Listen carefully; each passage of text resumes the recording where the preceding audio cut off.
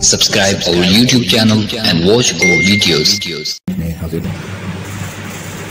سحر یعنی جادو کی حقیقت بالکسر لغت میں ہر ایسے اثر کو کہتے ہیں جس کا سبب ظاہر نہ ہو.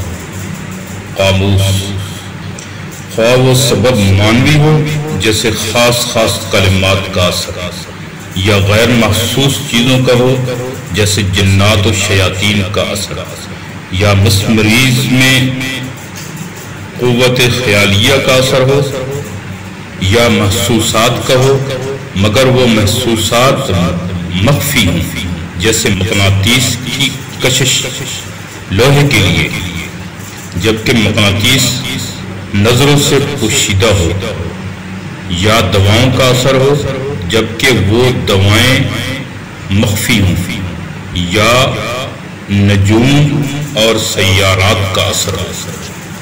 اسی لیے جادو کی اقسام بہت ہیں، مگر عرف عام میں عموماً جادو ان چیزوں کو کہا جاتا ہے جن میں جنات و شیاطین کے عمل کا دخل ہو، یا قوت خیالیہ مسمریز کا،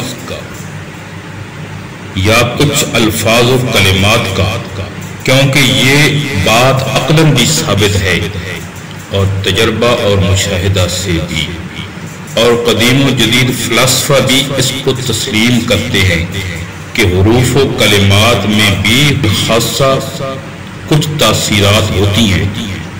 کسی خاص حرف یا کلمہ کو کسی خاص تعداد میں پڑھنے یا لکھنے وغیرہ سے خاص تاثرات کا مشاہدہ ہوتا ہے، یا ایسی تاثیرات جو کسی انسانی بالوں یا ناخنوں وغیرہ اعضاء یا اس کے استعمالی کپڑوں کے ساتھ کچھ دوسری چیزیں شامل کر کے پیدا کی جاتی ہیں، جن کو عرف عام میں ٹونا ٹوٹکا کہا جاتا ہے اور جادو میں شامل سمجھا جاتا ہے.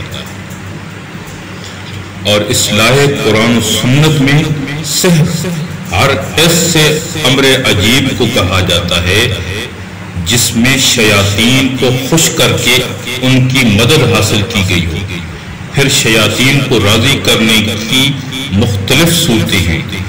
کبھی ایسے منتر اختیار کیے جاتے ہیں جن میں کفر و شرک کے کلمات ہوں اور شیاطین کی مدد کی گئی ہو، یا کواکب و نجوم کی عبادت اختیار کی گئی ہو جس سے شیطان خوش ہوتا ہے.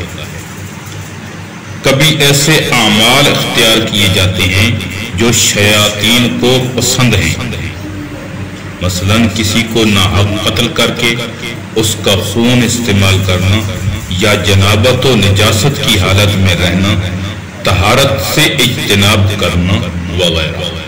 جس طرح اللہ تعالیٰ کے پاک فرشتوں کی مدد ان اقوال و افعال سے حاصل کی جاتی ہے جن کو فرشتے پسند کرتے ہیں، مثلا تقوی، طہارت، پاکیزگی، بدبو اور نجاست سے اجتناب، ذکر اللہ اور اعمال خیر.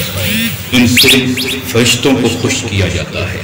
اسی طرح شیاطین کی امداد ایسے افعال و اقوال سے حاصل ہوتی ہے جو شیاطین کو پسند ہیں.